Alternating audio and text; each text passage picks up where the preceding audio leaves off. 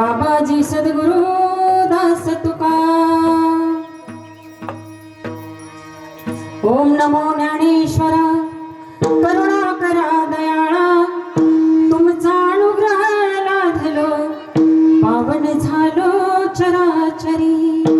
मी कला कुसरी काहीच नेणे, बोलतो अति वचने भाविका।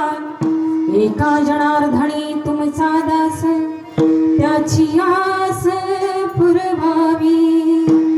प्रथम नमन करो गणनाथा, उमा शंकराच्या सुता।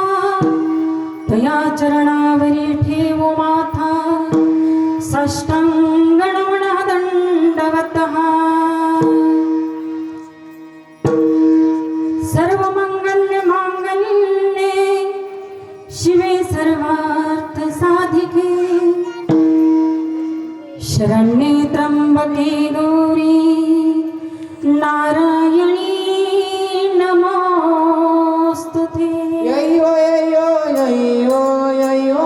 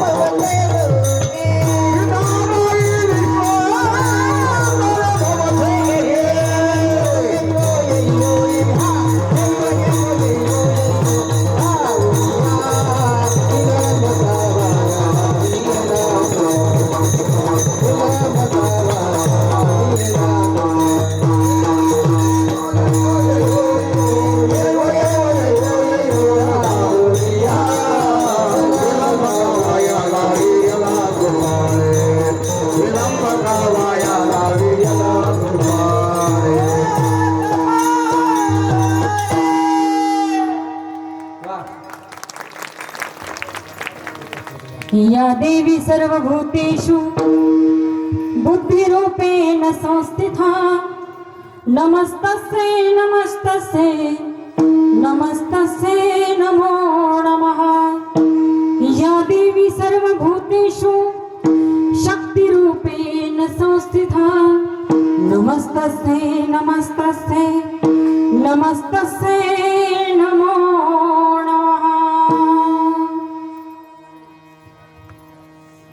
सच्चिदानंद रूपाय विश्वोत्पत्त्यादि हेतवे, तापत्रय विनाशाय श्रीकृष्णाय वयं नमः। श्रीकृष्णाय वयं नमः। श्रीकृष्णाय वयं नमः। आइए हनुमंत विराजे, महाराज विराजे।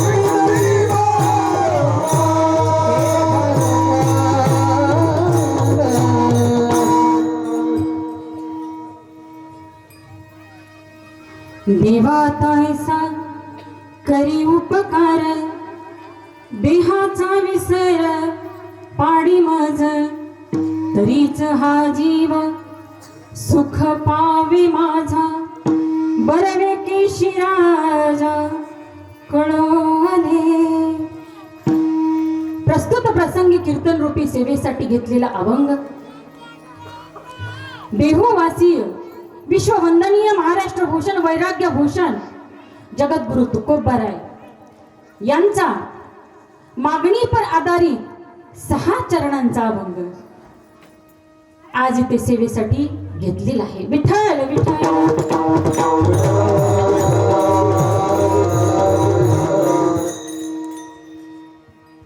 तुकोबाराय या अभंगामध्ये देवाला एक मागणी मागते की देवा माझ्यावर एक उपकार कर, मला या माझ्या देहाचा विसर पाड. जर तू मला माझ्या देहाचा विसर पाडलास तरच हा माझा जीव सुखी होईल. माझा चित्त अखंडित तुझ्या चरणापाशी राहू दे. आस भय चिंता लाज या गोष्टींचा आणि माझा संबंध तोड. आणि देवा माझं एकच मागणं आहे, मला एकच पाहिजे, माझ्या मुखामध्ये तुझं नाव दे आणि मला संगत संतांची दे. आणि शेवटच्या चरणामध्ये तुकोबाराय सांगता तुका म्हणे नको वरपंग देवा घेई माझी सेवा भावशुद्ध. वरच्या मनानं माझ्याकडून सेवा करून घेऊ नकोस, तुला जी सेवा करून घ्यायची माझ्या अंतःकरणानं शुद्ध भावानं करून घे. हा झाला अभंगाचा सरळ सरळ भावार्थ. विठ्ठल विठ्ठल.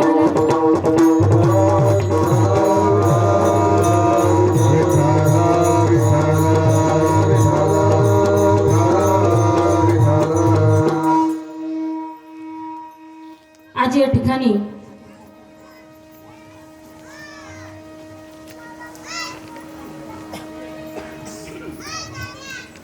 हरसुली माता, गाव पण हरसुलीच ना, सालानुबादाप्रमाणे जो अखंडित हरिनाम सप्ताह चालू आहे त्या सप्ताहामधला आज 4था दिवस, 5 दिवसांचा.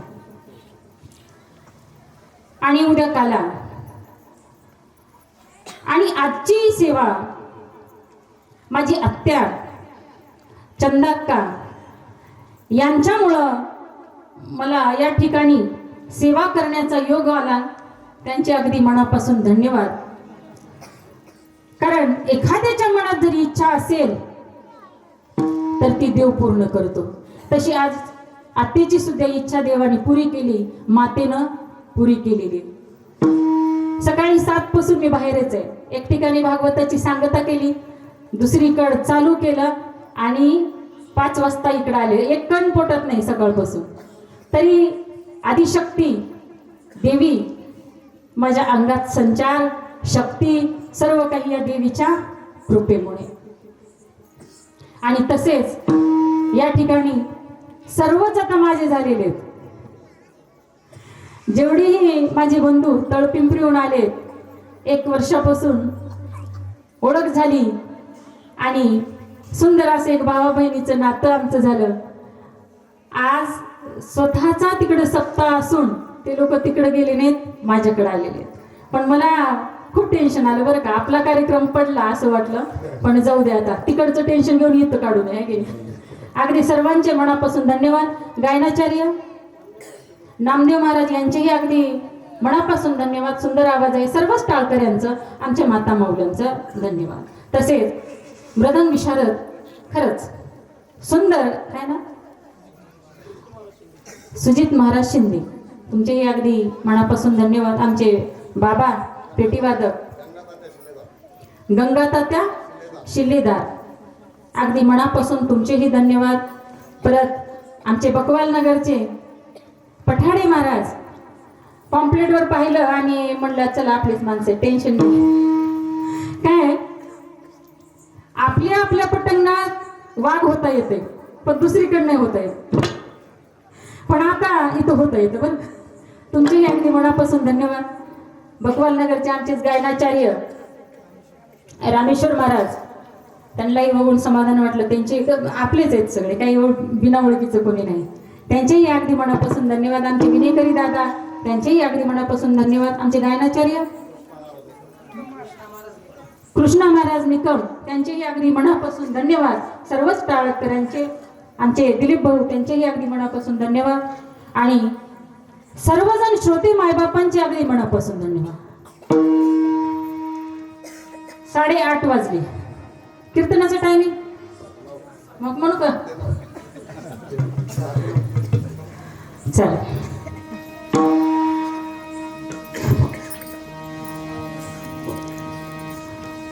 या ठिकाणी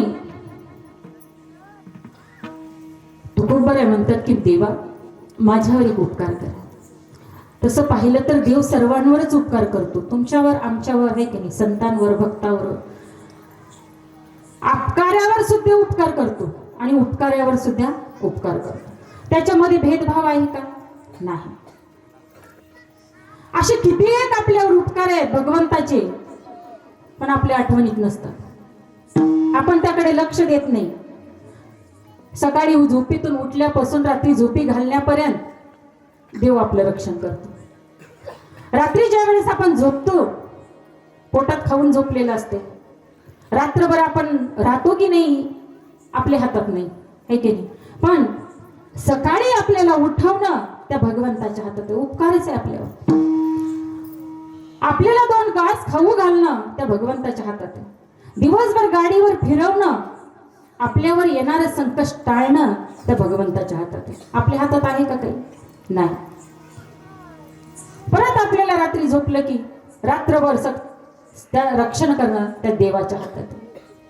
मग आपण कधी देवाला प्रार्थना करतो का की देवा तू मला जीवन दिलंस, मी आता रात्रभर झोपतोय, माझी रात्र चांगली घालव. बरं, सकाळी उठलो, सकाळी उठल्यानंतर आपण कधी देवाला हात जोडलाय का अंथरुणावर आहे तेव्हाच की देवा तू मला उठवलंस, मला जागी केलंस, पण आता दिवसभराचा प्रवास माझा सुखाचा होऊ दे. माझ्याकडून वाईट कर्म घडू देऊ नकोस, माझ्या वाणीमधून असत्य निघू देऊ नकोस,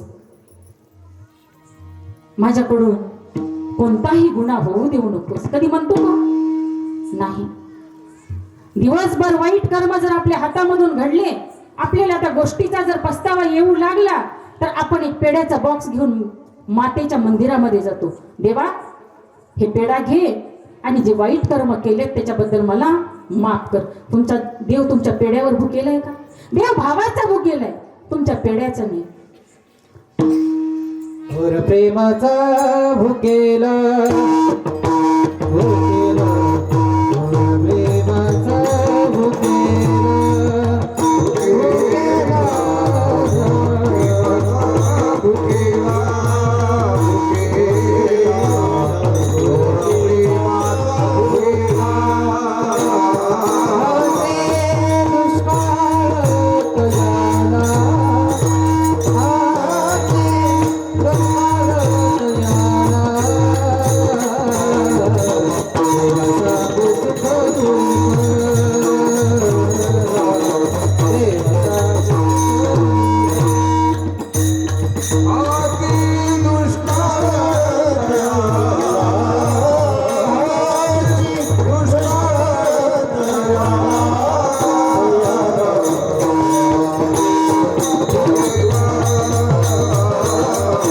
थोरा प्रेमाचा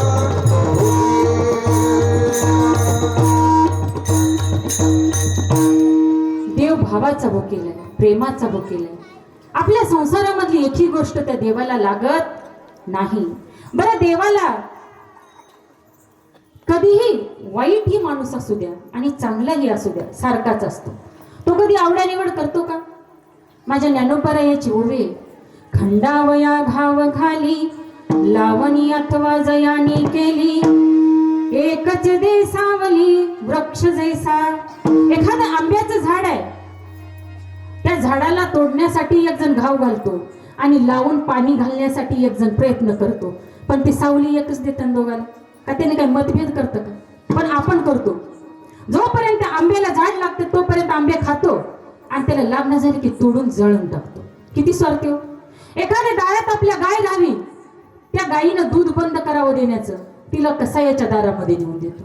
मग किती स्वार्थी हो आपण. झाड स्वार्थी नाही, गाय स्वार्थी नाही, पशु पक्षी स्वार्थी नाही, पण एकमेव हा मानव प्राणी स्वार्थी आहे. किती वाईट आहे. आहोत की नाही? चांगले आहोत का आपण? नाही. पण भगवंत वाईटावरही उपकार करतो आणि चांगल्यावरही उपकार करतो. सर्वात जर जास्त पाहिले तर भगवंतानी पांडवांवर उपकार केले. किती उपकार केले. ज्या वेळेस युद्ध संपल्यानंतर भगवंत जायला निघाले तेव्हा कुंती देवी भगवंताला नमस्कार करून रडू लागल्या. देवा, अरे तू चाललास, किती उपकार केलेस रे माझ्यावर, पण आता शेवटी सुद्धा मी एकच तुला मागते, माझ्या बाळांकडे लक्ष दे. अरे तू आहेस म्हणून माझे बाळ होते, तू आहेस म्हणून माझे पांडव होते. अरे तू काय काय केलं नाहीस माझ्या बाळांसाठी. माझ्या भीमदादाला विष घालण्यात आलं लाडू मधून तेव्हा तू वाचवलंस. माझ्या द्रौपदीचं वस्त्र हरण होते वेळेस तेव्हा तू वाचवलंस. लक्षाग्रहामध्ये तू वाचवलंस. अरे एक एक गिनती करावी, काय काय लक्षात ठेवावी, एवढ्या वेळेस तू माझ्या पोरांना वाचवलंस आणि आता तू सोडून जातोयस. पण माझ्या बाळांकडे लक्ष दे. तू जर दुर्लक्ष केलंस तर माझे बाळ पोरके होतील. किती उपकार आहेत तुझे आमच्यावर. देवा, मला दुसरं काहीही नको, पण माझ्या बाळांचा सांभाळ कर. कारण भगवंताला जर सगळ्यात प्रिय काय असतील तर पांडव होते, भक्त होते. कारण देवाला, देवाच्या प्राणापेक्षा सुद्धा भक्त प्रिय असतात आणि भक्ताला सुद्धा देव प्रिय असतात. माझ्या अर्जुनावर किती प्रेम होतं भगवंताचं आणि अर्जुनाचंही भगवंतावर. आपण प्रेम करतो का? अरे ज्या नाशिवंत गोष्ट आहेत त्यावर आपण प्रेम करतो. आपलं मन चांगल्या ठिकाणी पडत नाही, ज्या वाईट वस्तू आहेत त्याच्यावर प्रेम पडतो. जन्म दिलेले आई वडील सोडून एखाद्या परस्त्रीवर आपण प्रेम करतो, लग्न म्हणून घरात आणतो, त्या स्त्रीचं ऐकून आपल्या आई वडिलाला वृद्धाश्रमात टाकतो. का? आई वडिलांनी प्रेम केलं नाही. 2 दिवसात येणाऱ्या मुलीनं तुमच्यावर प्रेम केलं, ते तुम्हाला कौतुक वाटलं आणि जे जन्म दिलेले आई वडील आहेत, रानात शेतात राबतायत, कष्ट करतायत, त्यांचं प्रेम कुठे गेलं? आयुष्यभर तुमच्यासाठीच केलं ना त्यांनी. जेवढं कमवलं तेवढं तुमच्यासाठी ठेवलं आणि तुम्ही त्या आई वडिलाला विसरता कामा नये, हे की नाही? आज मोठमोठे वकील, डॉक्टर, इंजिनियर, मोठमोठ्या पदावर असणारे लोक बाहेर देशात आहेत आणि त्यांचे आई वडील वृद्धाश्रमात आहेत. त्या वृद्धाश्रमात जर पाहिलं तर एकमेव फक्त शेतकऱ्याचे आई वडील नाही. कारण माझा शेतकरी कधीच आई वडिलाचा त्याग करत नाही. अर्धी भाकर मिळेल, कोरका कोरका दोघं खातील, आईला कोरका देतील, वडिलांना कोरका देतील, पण त्यांचा त्याग करत नाही. पण जेवढे शिटीतले, माजलेले, मोठ्या पदावर असलेले जे मुलं आहेत ना, मी सांगते अशा मुलांना आई वडिलाचा त्याग करण्यापेक्षा त्या आई वडिलांनी त्या मुलाचा त्याग करा. माझ्या पोटाला संतान नाही असं राहावं कारण माझी संतान वाईट निघाली म्हणून दुःख करण्यापेक्षा नाही म्हणून जीवन सुखात घालावं.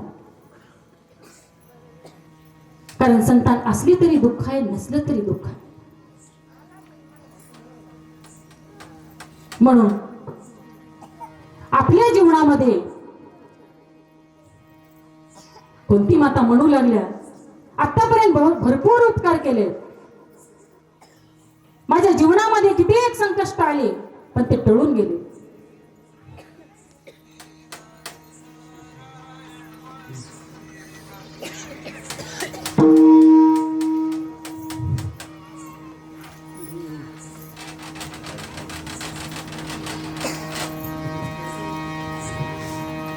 भगवंत वापस जाण्यासाठी निघाले. भगवंतांनी सांगितलं, आत्या तुझे पांडव माझ्या जीवाचे प्राण आहे, तू चिंता करू नकोस. पण तू किती दुःख सहन केलं आयुष्यभर, तुला किती कमी वयामध्ये वैधव्य आलं, तुझ्या लहान लहान मुलांना या कौरवांच्या तातडीतून वाचवण्यासाठी तुला किती दुःख सहन करावं लागलं, किती संघर्ष करावा लागला, तुझं आयुष्य किती दुःखामध्ये गेलं. अगं आता कुठेतरी तुला सुखाचे दिवस आलेत, काहीतरी माग. तू आयुष्यभर काही मागितलं नाही, काहीतरी माग.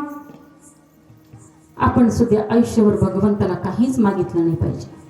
पण आपली खूप घाणेरडी सवय आहे. आपण मंदिरात गेले, हात जोडले की देवाला मागणी मागायला चालू करतो की देवा तुला नारळ फोडलं, मला उद्या 2000चा फायदा होऊ दे. तुझ्या नारळावर तू अवलंबून नाही किंवा तुझ्या 2000वर तू अवलंबून नाही आहे का? नाही. जोपर्यंत तुम्ही निष्काम भावनेनं मंदिरात जात नाही, दर्शन घेत नाही, तोपर्यंत तो भगवंत तुमच्याकडे बघत नाही. त्याला गरज नाही अशा भक्ताची. आपल्या ग्रुपमध्ये जर एखादा खराब व्यक्ती असला तर आपण तो काढून फेकतो आणि आपला ग्रुप आपण चांगला करतो, है की नाही? चांगले 10-12 मित्र राहावेत, त्याच्यात